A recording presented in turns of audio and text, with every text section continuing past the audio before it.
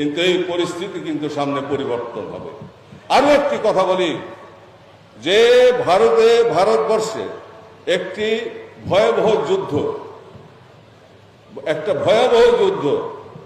ভারত, চীন, পাকিস্তান, এই তিন দেশের মধ্যে একটা ভয়াবহ যুদ্ধ লাগানোর ষড়যন্ত্র হচ্ছে।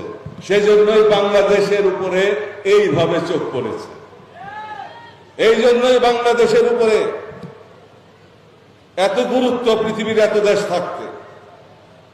কারণ বাংলাদেশ হচ্ছে আকিয়াবের পাশে, এই ভারত মহাসাগর সহ বঙ্গোপসাগর হয়ে সাউথ ইস্ট এশিয়া পর্যন্ত নিয়ন্ত্রণ করতে গেলে বাংলাদেশের প্রয়োজন। এটা শুধু মার্কিন যুক্তরাষ্ট্রেরই না, এটা শুধু ভারতেরই নয়, এটা শুধু চীনেরই নয়, সবারই। বাংলাদেশকে ধরে রাখতেই হবে, যারা চায় তাদের বলে। তো সঙ্গত কারণেই আমি বলবো আমাদেরকে খুব হিসাব করে চলতে হবে। যদি ভারতবর্ষ বিরুদ্ধে, যেটা ওবামা বলেছিল, যখন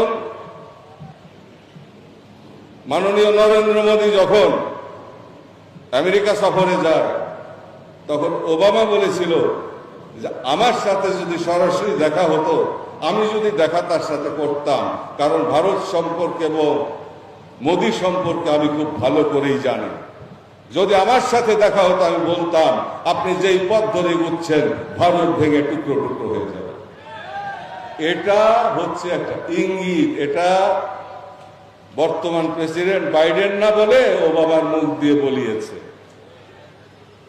অতএব এই সব ইস্যু নিয়ে পাকিস্তানের যে অবস্থা এবং সেখানে যুদ্ধ প্রস্তুতি, সবকিছু মিলিয়ে এমন একটা পরিবেশ তৈরি করা হচ্ছে যে একটা ভয়াবহ রক্তক্ষয়ী যুদ্ধ হবে।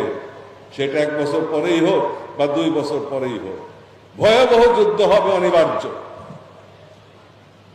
এবং সেটা বিষবাষ্প কিন্তু বাংলাদেশের উপরে এসে পড়বে। আমি সেজন্য দেশবাসীকে সতর্ক করছি, এখন